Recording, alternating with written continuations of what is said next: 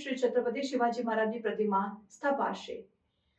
છત્રપતિ શિવાજી મહારાજની પ્રતિમા સાથે નીકળેલી ઇન્ડો જાપાન શિવ સ્વરાજ રથયાત્રાનું અંકલેશ્વરમાં ભવ્ય સ્વાગત કરવામાં આવ્યું। જાપાનના ટોક્યો ખાતે ભારતના મહાન શાસક હિન્દવી સ્વરાજના સ્થાપક એવા શ્રી છત્રપતિ શિવાજી મહારાજની પ્રતિમાનું સ્થાપના થવા જઈ રહ્યું છે। આ નિમિત્તે ભારતભરમાં નીકળેલી ઇન્ડો જાપાન શિવ સ્વરાજ રથયાત્રા અંકલેશ્વરના જેડીસીમાં શિવાજી સ્મારક પાસે આવી પહોંચતા વિસ્તારના આગેવાનો અને શિવભક્તો દ્વારા ઢોલ તાશા અને ફટાકડા ફોડીને શિવરથનું ભવ્ય સ્વાગત કરવામાં આવ્યું હતું। ઇન્ડો જાપાન શિવ સ્વરાજ રથયાત્રા સમગ્ર ભારતમાં 7,000 કિલોમીટરનો પ્રવાસ કરવાની છે। આ યાત્રાનો પ્રારંભ સાતારાથી શ્રી છત્રપતિ શિવાજી મહારાજના વંશજ શ્રી ઉદયનરાજે ભોસલેના હસ્તે થયો હતો।